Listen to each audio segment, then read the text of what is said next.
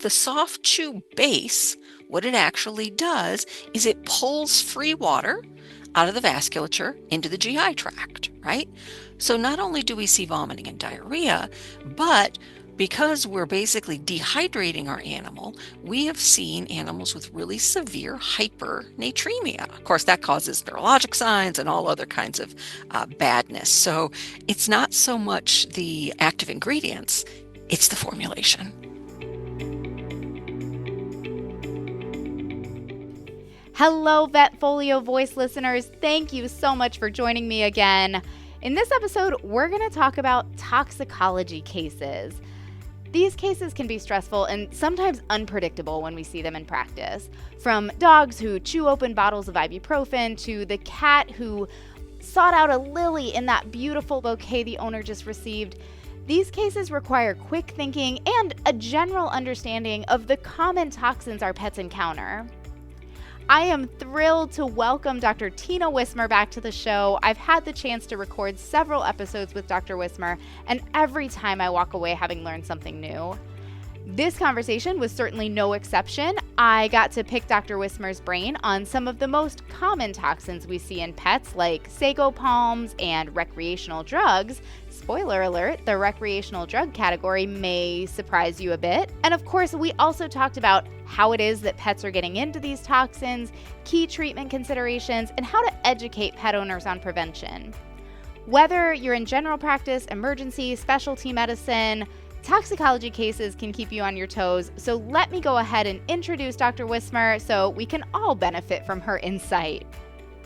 Dr. Tina Wismer is the Senior Director of the ASPCA Animal Poison Control Center and a board-certified toxicologist with both the American Board of Toxicology and the American Board of Veterinary Toxicology. After earning her DVM from Purdue University, she worked in small animal and emergency medicine before joining the ASPCA Animal Poison Control Center in 1998. Dr. Wismer is also an adjunct professor at the University of Illinois, a visiting professor at St. Matthew's University, a consultant for VIN, and a master gardener. All right, let's go ahead and jump in.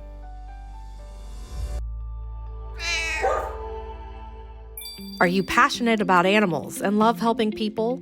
In the fast-paced world of veterinary medicine, exceptional client communication is just as important as quality pet care.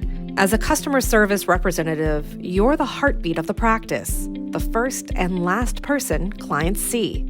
You provide comfort, support, and trust in every interaction. This course is designed just for you. It's interactive and practical, featuring real-world in-clinic video scenarios, engaging knowledge checks, and printable resources to give you the tools, confidence, and strategies to handle any challenge and elevate the client experience. Register today for the Certified Veterinary Client Service Representative course on VetFolio.com. Well, I'm so excited on this very rainy, cold morning that I'm complaining about in Florida. But Dr. Wismer, I feel like you've probably got me beat up there. Giving it away here, I'm joined by Dr. Tina Wismer from ASPCA Poison Control, and we are going to talk about the top 10 toxins of 2024. So, Dr. Wismer, thank you again for joining me. Thanks for inviting me. Absolutely. I always learn so much from these conversations, and I'm really excited to see, kind of that 2024 is at an end, the data are in. What are we looking at in terms of our top toxins of 2024? Sure. So every year we do our top 10 basically groups of toxins here. And number one, again, this year was over-the-counter medications. So these are your typical like painkillers, ibuprofen, acetaminophen, but also a lot of the over-the-counter vitamins and supplements that people are taking. And I guess I suppose that doesn't really surprise me, thinking of people maybe dropping things on the ground or, well-intentioned pet owners thinking, oh, let me give my dog an ibuprofen or Tylenol or God forbid my cat a Tylenol or something like that. Were there any categories in particular that really stood out as far as, this was really a problem in 2024? So ibuprofen, we had tons of calls on ibuprofen.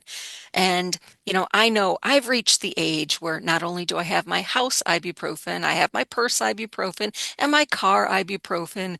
So I think it's a matter of everybody has ibuprofen and they have it a lot of different places, and pets can accidentally get into it. Plastic bottles are fun for dogs, right? I mean, they rattle around, they're good to chew on. So certainly we see a lot of dogs being exposed that way. I don't know if this shows in the data. Did you appreciate many calls from pet owners who maybe thought, "Oh, my dog is in pain," and gave ibuprofen and then, I don't know, Googled it afterwards and said, "Oh, shoot, let me call poison control."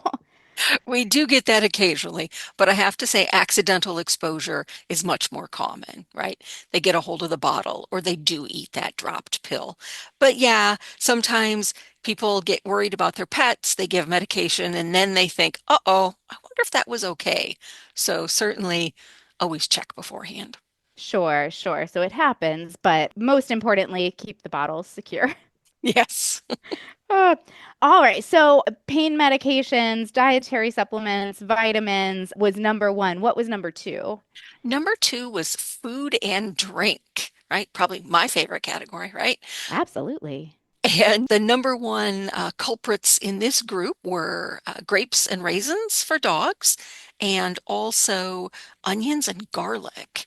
And onions and garlic were actually really common for pets to get into, and it's one that cats also really seem to like. You'll hear me say dogs, dogs, dogs today, but cats really do like onions and garlic and will eat them. If only they would realize to leave those alone. If I'm remembering correctly, and certainly correct me if I'm wrong here, cats tend to have a lower tolerance for the oxidative damage from garlic and onions compared to dogs, correct? You are absolutely correct. I do Yes. remember something. You do. Yes, yes. No, with something like garlic, a gram per kilo in cats is enough to cause hemolysis. It's because they have more of those sulfhydryl groups on their red blood cells, right? So they're more prone to oxidative damage. I see. I see. And I believe we're going to come up on a category here later on talking about plants and things like that. I'm actually wondering, so this was news to me because I really don't have much of a sense of smell, but I was out gardening and I have several society garlic plants because they just, I mean, are you just can't kill them. I feel like they're wonderful and they just bloom and bloom and bloom and they're beautiful. But I was out gardening and my daughter was helping me and she's like, "Oh my gosh, that stinks." And it had that allium kind of smell to it. So I know we're going to get into plants a little bit later, but would chewing on plants like that have that same sort of oxidative effect? It would, it would. And it's all members of the allium family. So onions, garlic, chives, shallots. Yeah, cats that get outside like to go to the herb garden and chew on chives, right? I don't know why, but yeah, they certainly can expose themselves that way. Yeah, I mean, I guess I can't really blame them. I like garlic and onion and chives and all that stuff too. Exactly. And they have a better sense of smell than I do, so it probably tastes even better to them. Oh, I'm guessing on the in the food and drink category, probably xylitol did that one rank in there as well? It did, yes. And with xylitol, as we know, that's only a problem for dogs. Lots and lots of xylitol in our, sugar-free gums, but also in some candies. And we've also seen it in some of our like high protein things like peanut butter, protein bars, that type of stuff. So, yep, it hides on labels. So always make sure to read them before buying things and bring them in the house. Absolutely. And I can just imagine the peanut butter thing drives me crazy because, I can imagine someone with all of the best intentions saying, I buy this health food peanut butter, and then next thing you know, we've got major problems in their pet when they're trying to give a pill or, just give them a treat or something like that. Yeah, yeah, that's really sad when that happens. So, apart from, we talked about over-the-counter dietary supplements and things like that in the beginning, but I understand that prescription drugs kind of fell in as a separate category compared to over-the-counter medications. Correct. Human prescription medications is number three. So we have three main groups here. One are your cardiac medications, right? Your heart medications, also antidepressants and ADHD medications. So when we think about taking pills, or especially, ADHD medication, usually it happens in the morning, right? You're trying to get the kids off to school and it's chaos. Right. And the pill either ends up on the floor or, the bottle ends up someplace where the pets can get it and animals can be exposed that way. So, yeah, chaos really increases the risk of animals being exposed to drugs. Absolutely. And I'm picturing, I don't know if you've seen her wandering around behind me here, my very meddlesome, troublesome boxer who she doesn't do it all the time, which is part of the problem. But every now and again, she will decide it's okay to put her feet on the counter and help herself to whatever is up there. So nothing is safe. Yes, yes. And we also have to think about who tends to be on a lot of medication. And it tends to be older people, right? Sure. And who probably has lost some dexterity in their fingers, older people. So we do recommend a few things. Number one, when you take your pills, don't do it in the same room that your pet's at, right? Because if you drop it, I mean, that seems to be the best way to get a dog to eat a pill is to drop it on the floor. Oh, sure. They're Um, like, oh, what is that? That's exciting. exactly, must be food. So, take it over the sink, right? So if you do drop it, it falls in the sink. It's not going to be any place that your pets can get it.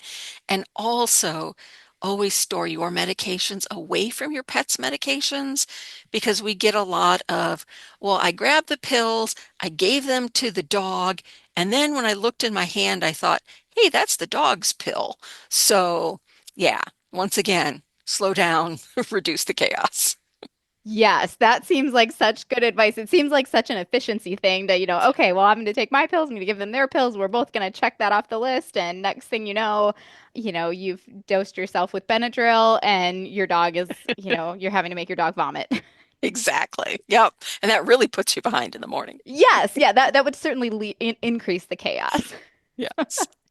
Um, all right, so over-the-counter medications, food and drink, prescription medications, what came in at number 4? Number four is chocolate.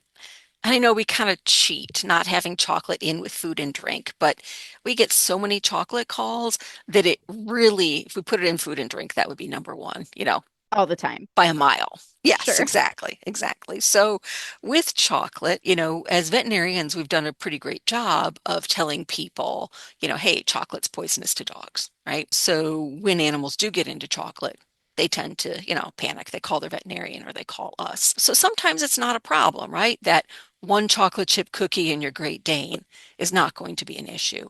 But certainly that whole pan of brownies could be a problem. We also have to think about with chocolate, right? The darker the chocolate is, the worse it is.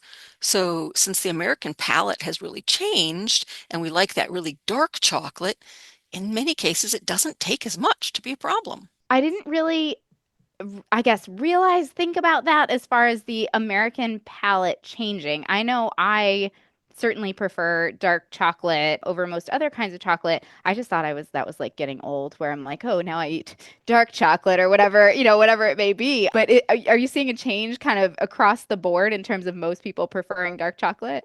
Yes, I mean, I remember being a kid going trick-or-treating, getting those Hershey Special Darks, right? No kid wanted to eat those. No, Those all you went pick to those mom. out. Yeah. Yes, yes. And now, we like not only the special darks, but like the 70 and 80%, the really dark chocolate. So certainly we've changed as we've gotten older. Yeah, okay. So and that was kind of my thought too, is exactly like you said, you pick out the special darks, you give those to mom. I just figured I was mom now, and so I was eating the dark It's your chocolate. job. Yep. Yes, yeah, like now I eat the dark chocolate.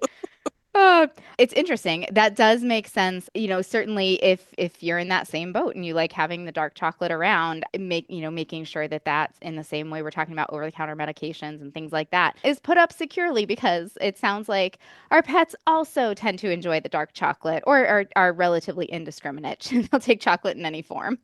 Yes. And certainly if you're giving chocolate as a gift, right? Oh, yeah. Christmas, Valentine's, graduation, anytime, please let the recipient know what they're getting so they don't leave it someplace where the pets can get into it. That is really good advice. I would not have really thought of that, but yeah, I mean, I think it's one of those things where, we all get busy and maybe, things are happening chaos like we've talked about before. You don't know what's in the bag, you put it down and the next thing you know there's a problem. So that is something that's really good to keep in mind for ourselves and to talk to our clients about of look, if you're going to do this, make sure that the person knows so they can keep their pet safe. I have a feeling we're going to circle back around to that again here in a minute as far as giving things and keeping pets safe. But before we do that, not to be left out of the mix, we've talked about over-the-counter medications, we've talked about prescription human medications, and then I understand veterinary prescriptions come in as their own separate category as well. Yes. So number five is veterinary products. And what we've done as veterinary community is to make it easy to give dogs and cats pills, right? So we have flavored or chewable tablets.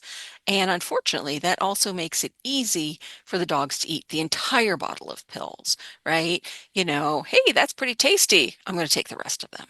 So certainly any prescription product that goes home with an owner that's chewable or flavored, please always remind them, hey, this can be, a serious problem if they eat the entire bottle. So yeah, dose determines the poison, and we prefer they not eat the whole bottle. Eat the entire bottle. So, and certainly, chewable medications that I've seen, chewable Rimadyl, for example, or carprofen, chewable enrofloxacin, I've seen dogs take very readily. But what I personally have seen dogs really kind of seek out and intentionally grab that bottle and open it and eat it is the chewable Apoquel. And it's not just dogs, it's also cats Oh that my love this goodness. stuff. Yes. And, one extra dose of Apoquel, it's going to be maybe a little bit of stomach upset. But if they eat that entire bottle, we're definitely worried about seeing kidney failure in these animals. So not only is it an expensive snack because the pills are expensive, but typically these animals end up hospitalized also. So that's interesting. Kidney failure. So I'm thinking of cats in particular. And I know that, initially we were like, oh, maybe we can do Apoquel in cats. And then I said no. And I want to say it was the concern was bone marrow suppression. But you're mentioning kidneys as well. Are we talking kidneys in cats and dogs? And is that something we've kind of appreciated the whole time with Apoquel? So, to address the bone marrow situation first, Yeah. that can be seen with chronic dosing in cats. Okay. With an acute overdose in dogs and cats, we have seen kidney issues. No kidding. No kidding. Yeah. Interesting. And I mean, we're talking like, huge doses. It's not, that extra one dose or the one Sure. dropped pill that they get. So it's big doses. But certainly something to be aware of if we do get that phone call that says, hey, my dog or my cat ate the entire bottle of chewable Epquil, to take that seriously. Yeah. And with the regular tablets, we really didn't see this because they're just not really tasty and Right. animals wouldn't seek them out. That makes sense. So probably not something we were really appreciating as a side effect or I guess an overdose effect until they became so tasty. Exactly. Yep. I'm also thinking, when we talk about veterinary medications, one of the, kind of the perks, if you will, when we talk about using supplements is a lot of these supplements, even in an entire bag, I feel like I've been told probably we're not going to have a major issue if a pet gets into one of those and eats an entire bag for most of these. So I guess, does that hold true with the calls that you're getting at poison control or, are there certain supplements we should be really aware of as well? So with supplements, it really tends to once again be the formulation more than the actual ingredients. So a lot of these are soft chews, right? Whether it's for skin or allergies or joints. And the soft chew base, what it actually does is it pulls free water out of the vasculature into the GI tract, right? So not only do we see vomiting and diarrhea, but because we're basically dehydrating our animal, we have seen animals with really severe hypernatremia. Of course, that causes neurologic signs and all other kinds of badness. So it's not so much the active ingredients, it's the formulation.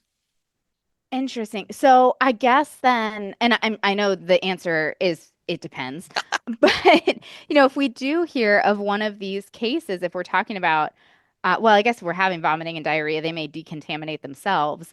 But is this one of those where, in some of these cases, we should be thinking about inducing vomiting, or are we going to contribute to dehydration and electrolyte shifts if we're doing that?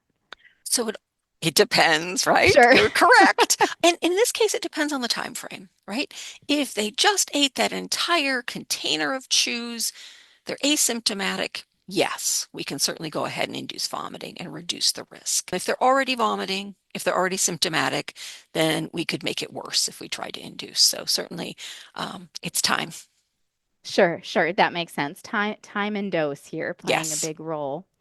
Well, we talked a little bit before about if you give a gift, make sure the person knows what is in this gift. And so I want to come back around to that because it just so happens that, we're talking about giving gifts when I've wonderful husband, he'll stop and get me flowers from time to time. And it just so happens that my very favorite kind of flower is a lily. And I don't have any cats, so that tends to not affect my household. But I'd love to hear the calls that you received in 2024 when it came to plants as household toxins.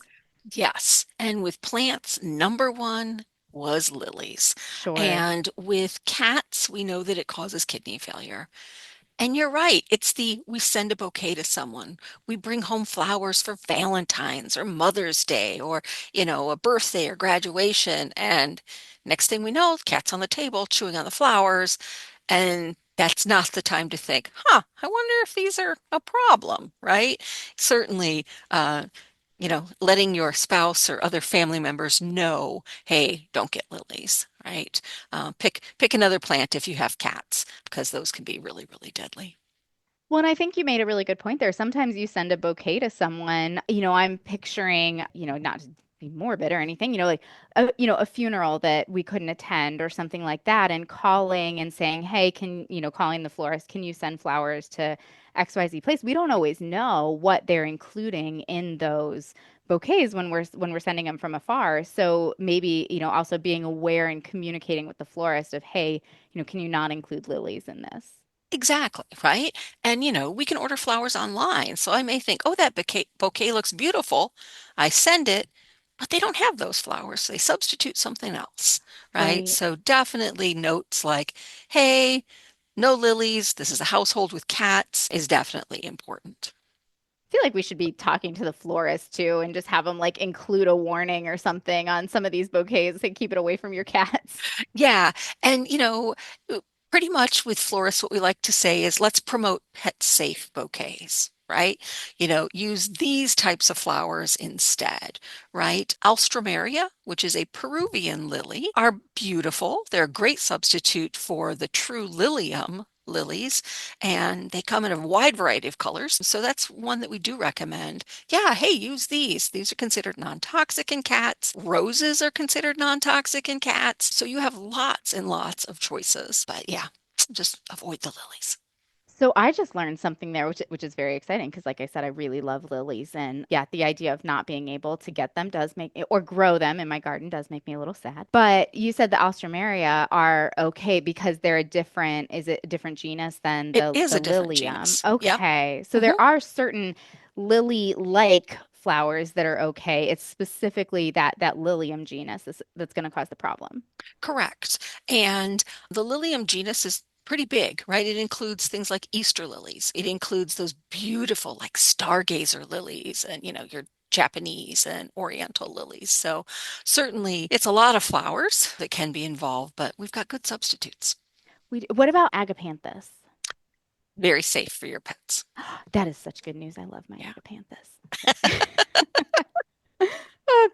Were there any other plants that made the list besides lilies? So the other one that we get really concerned about are sago palms, right? Sure. So we think about sago palms being used outdoors in warm areas of the country, causes liver failure. But, you can go to your home improvement store or someplace like IKEA and buy these cute little sago palms as houseplants. So always know what you're buying.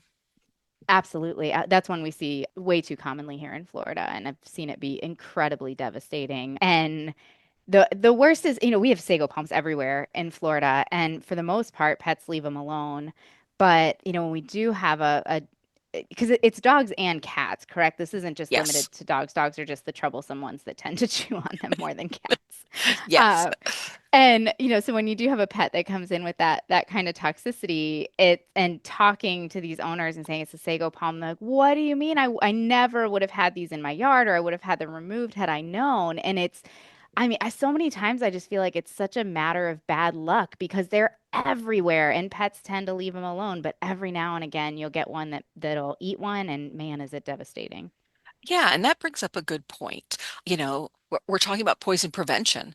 So when you move into a new house or a new neighborhood, try to determine what plants are there before we have a problem. Hmm. And also remember that new puppy, it's not the same as your old dog. And we do tend to see more puppies getting into things like sago palms and that, right? Because they chew on everything, as opposed to your adult dog that's like, whatever. Right, right. They're exploring with their mouth and, what does this Yep, taste like? What does this feel like? And all this. And that's probably a good area for veterinary clinics to maybe have, posters or things like that. If there are plans, like we have sagos here in Florida, putting something up in the lobby or somewhere that clients can see it on social media, on your website, something like that. That says, hey, these are toxic, to maybe get the word out ahead of time in case you do have that owner who has had sago palms in their yard for 30 years and never had an issue, but then they get a puppy and the next thing you know, they have a problem. exactly. Oh, those sagos, man. I've had a run with those. They stress me out. Yeah, they're bad. Now, I have to say that when I first started doing this, oh gosh, like 27 years ago, our death rate from sago palms was about 33%, right? A third of the dogs that would get into it would die. Now we're closer to about 8 to 9%. Now that's still way too high, but a lot of it has to do with education of the clients, right? Okay. Letting them know that these are problematic. And the internet, right? They can look up, what did my dog just eat? Oh, it's a sago palm. Oh my gosh, it's bad. So Right. getting these into the hospital sooner seems to really improve our odds because, right, we can decontaminate. You can induce vomiting. You can give a dose of activated charcoal, right? And stop a lot of problems from happening. Once that liver necrosis occurs, then we're kind of up against the wall. Yeah, yeah, absolutely. That's really good to know and really motivating to say, let's make sure we're continuing to educate clients if it's had that big of an impact and getting these dogs in quickly. And there's what is the other treatment that we talk about with Sago? It starts with a C. Cholestyramine. Yes, there it is. Yes. Cholestyramine is another one. That one was new to me within the last couple of years that seems to really make a difference. Yeah, cholestyramine is a resin. They use it in people to treat high cholesterol. And what it does is it actually binds to bile acids. So psychosin, which is the toxin in our sago palms, undergoes enterohepatic recirculation, and it needs to be bound to bile acids to do that. So by giving cholestyramine, it binds the bile acids. We don't get recirculation of the toxin, and it's excreted in the stool. So less Ah. less contact time with your liver. Okay, okay, that makes sense. And while we're talking about it, just for my own knowledge, like I said, we see sagos. I've had quite a run with them. One of, my very sickest patients that we treated for years was chronic liver disease secondary to sago. And so but one of the biggest issues was getting the cholestyramine into the dog. It's Yes. not the easiest thing to give. Do you have any tips or tricks for that? It's not tasty. I like canned cat food. That tends Ah, to work pretty well for dogs. Or filling up some empty gelatin capsules and then just popping them down with it. So, yeah, it's not very palatable, but yeah. So typically hiding it in cat food works pretty well for cat most food dogs. I don't think we tried cat food. I'm gonna Yeah, remember that in the yeah. future. And also make sure you get the unflavored version of cholestyramine. The orange flavored is really disliked by the dogs. Okay, I didn't know. See, I'm learning so much here. I didn't know there was an Yeah. unflavored version, and so we Mhm. just had the orange flavored one. And yes, it was yeah, that was a challenge to get it Yeah. in. Yes. Orange is not dog's favorite flavor. No, no, it tends not to be, especially, like artificial orange flavoring. Exactly. Well, now that I've, completely monopolized the conversation here to be like, all right, teach me about Sagos because oh Oh, my you're gosh, good. these stress me out. I will I will go ahead and move us on to the next category here, which I understand is also something we need to worry about, I guess indoors and outdoors, but something we find outdoors quite a lot. Yes, so category number 7 is rodenticides. Ugh. Yes, so with rodenticides, it used to always be anticoagulants, Hmm. but with the change in legislation, we still have anticoagulants, but we also have a whole lot more bromethylin, which is the neurotoxic one, and cholecalciferol, which is vitamin D, which unfortunately causes kidney failure in our dogs and cats. That, yes, the bromethylin I think is the one that I see more than anything. And I mean, that's just a really scary one because if they come in, hopefully the owner figured it out right away. But usually there's also this time frame of like which one was it? And there's a lot of Googling involved and, looking at pictures, was it this one? Was it this one before we finally figure it out? And of course we're decontaminating, but from what I understand, that's really about all we can do is hope we get it out of their system before it can cause toxicity. Exactly. Yeah, decontamination is most important. Emesis and activated charcoal, potentially multiple doses of charcoal, because the way that bromethylene causes neurosigns is it causes edema within the myelin sheath, so your long nerves and in your brain. So unfortunately, nothing works on that third space, right? I mean, we try to give these guys things like, furosemide or steroids or mannitol or even lipids, and none of it really works very well. So Wow. it's bad. One of my bromethylin stories where I learned something about bromethylin was I had a patient come in, and I think this has to do somewhat with the change in legislation was of why this went through. And the concern was that this dog had neurologic signs and bromethylin toxicity from eating rodents that had consumed the rodenticide. And so we called poison control and they said, no, there is no relay toxicity, which again, I think is probably part of that change in legislation to say if they eat these rodents, then we're not going to also take out our pets with them. Yeah, that dog ended up having distemper, but that was a good learning experience for me where they said, okay, it's not a relay toxicity of this neurotoxin. There's something else going on. So yeah, be on the lookout for other differentials if that case presents to you. Right? And of course, when any excuse me, animal comes in, always ask about rabies Oh, status, yes. right? That's, oh, scariest thing ever. I've never been so happy to have a dog have distemper. And fortunately, we were able to treat that one. I lost to follow up with a colleague, but we were able to treat at least initially. She was stable-ish. But yeah, that was when we did find out it was distemper and not rabies. There was quite a sigh of relief that a rabies dog hadn't just walked into the clinic and exposed all of us. Exactly. Yes. Yes. It's always something you think about afterwards. And then you're like, oh, okay, who touched the animal? Who could have been exposed? So yeah, Yes. better to prevent it.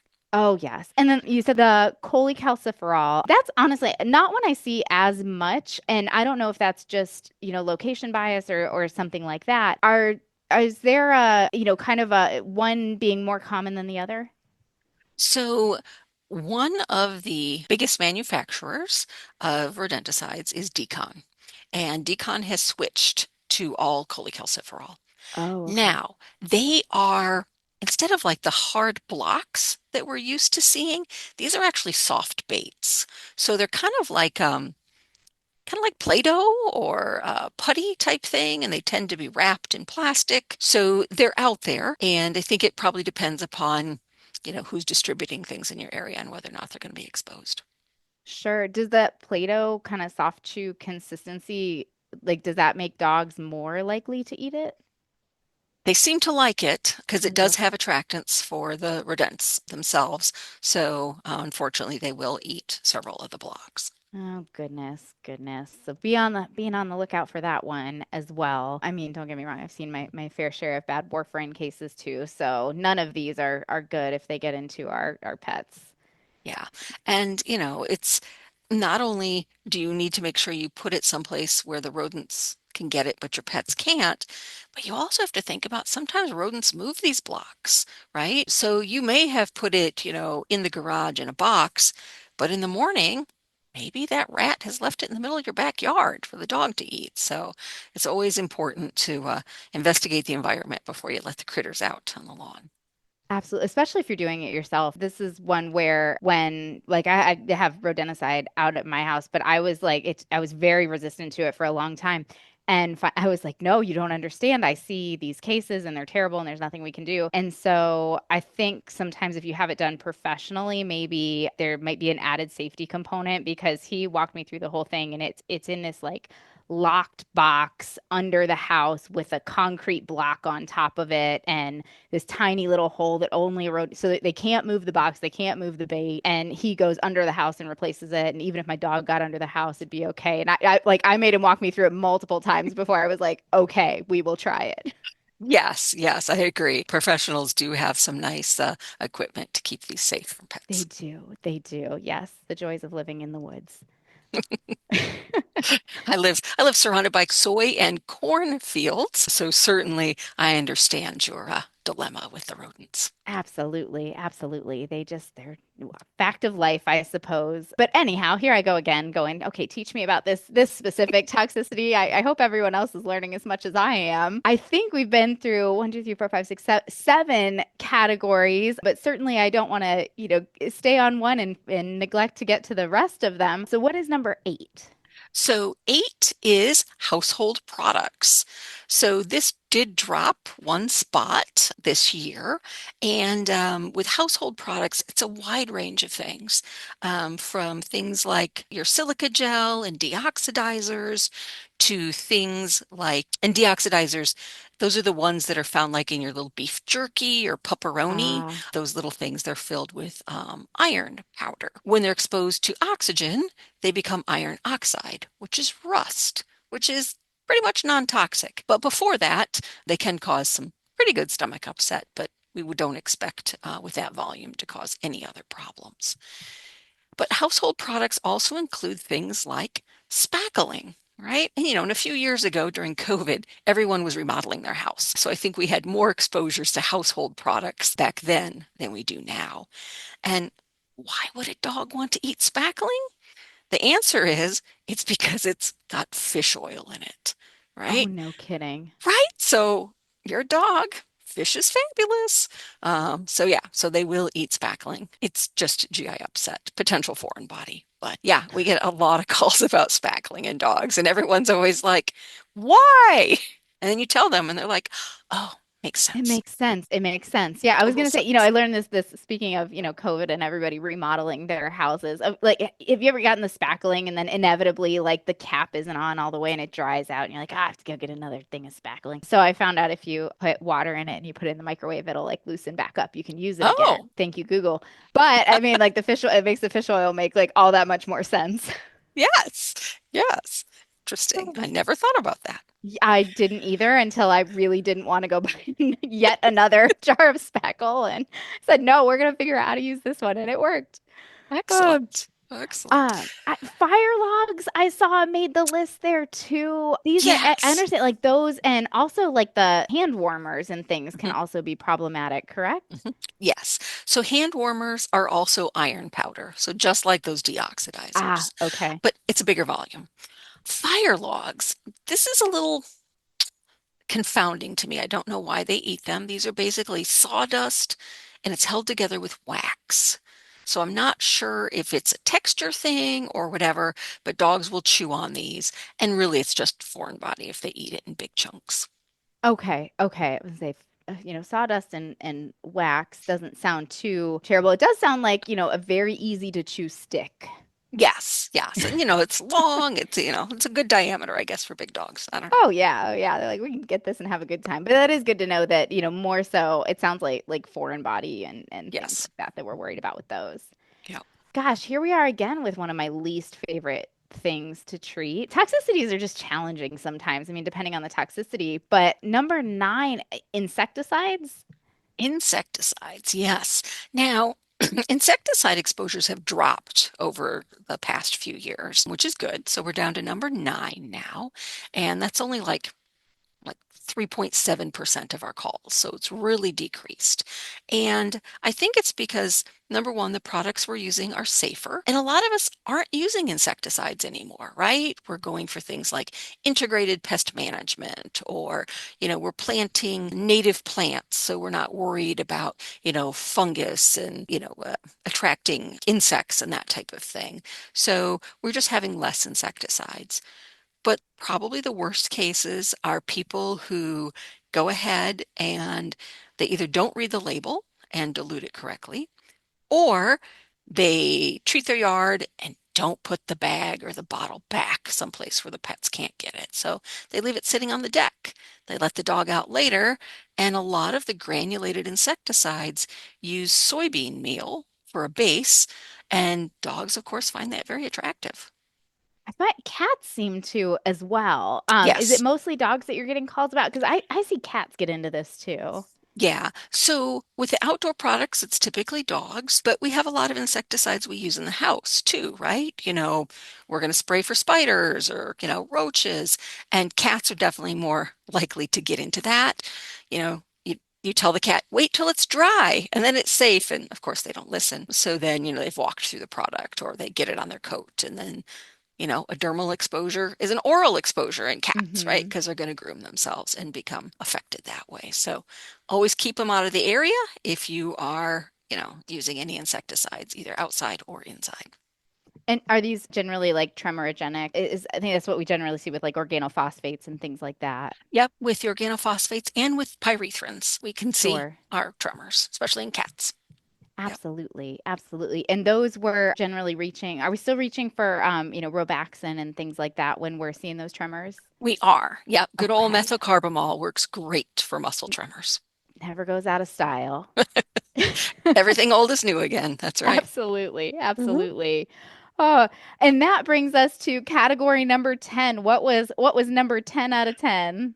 So we're going to call them recreational drugs, right? We used to call them illicit drugs, but with changing laws, state by state or even city by city, a lot of these are actually legal in places. So when we think about recreational drugs, we always think about marijuana, right? Sure. THC in pets, especially if it's in the edible form, and chocolate based. Dogs love to eat those type of things. But what we've noticed over the past few years is an increase in hallucinogenic mushrooms. Now, we have psilocybin mushrooms, right? Those magic mushrooms that do cause like a serotonin syndrome. But what we're actually seeing a higher increase in are the Amanita muscaria mushrooms. No And kidding. these are commonly used in chocolate bars, right? So once again, we've got chocolate to attract the dogs. And last fall in people, there was an issue. There was a chocolate bar or company called Diamond Shrooms, Shroomz, Shrooms. I And love that. right, isn't that great?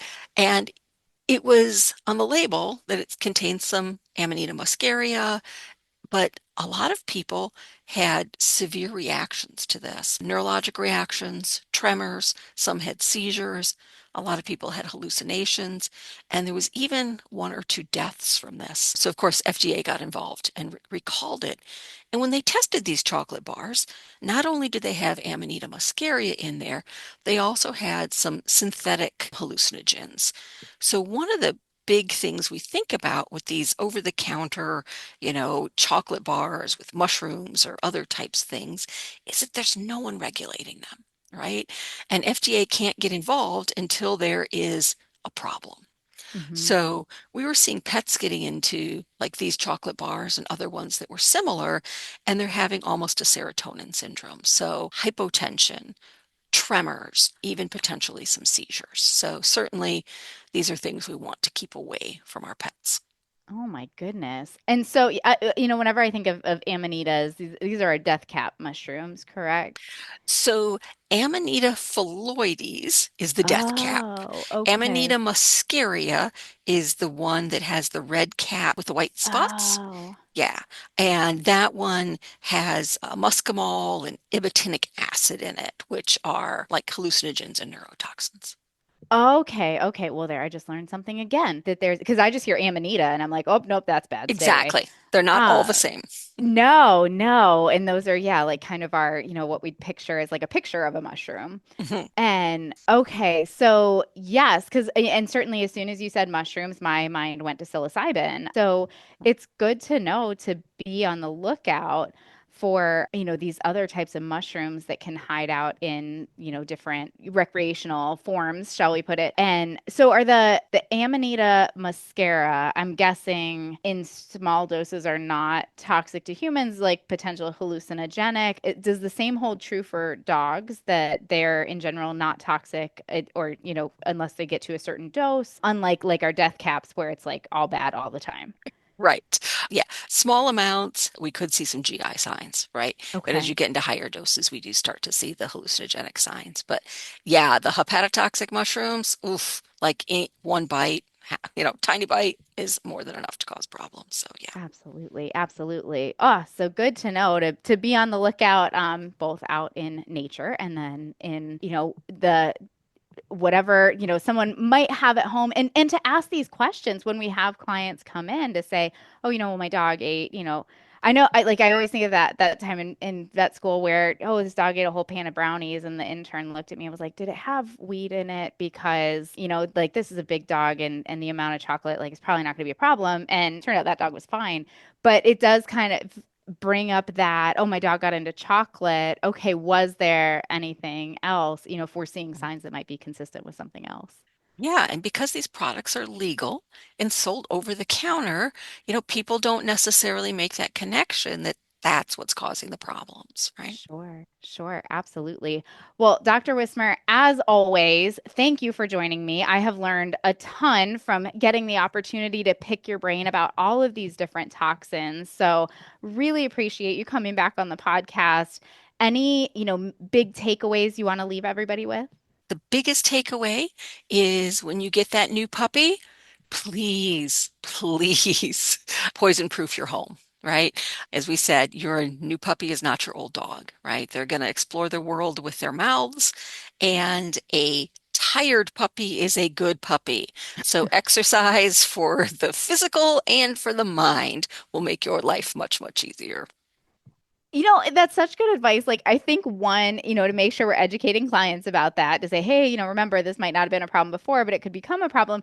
But also, and maybe I'm just speaking for myself here, sometimes I think as veterinary professionals, we're like, we know what we're doing, we've got this handled. And then inevitably, you get, my meddlesome boxer wandering around behind me who will just find something that you just didn't cross your mind, and I'm like, ah, I got cocky and now she's into something. Exactly, right? And I I have a problem with, no horizontal surface goes uncovered. And, my dogs don't really care, right? Whatever. But, a new animal is going to be like poking at it and finding things that, oh my gosh, I didn't realize I left there. So, yeah, it can be a challenge with a new puppy. That's why they make them cute, so you don't kill them. That's exactly what I say all the time. Like, yeah, this is why they're so cute because oh my gosh, they're terrible, but they are cute. So, well, Yeah. Dr. Wismer, thank you again. This has been fantastic. Thanks for inviting me.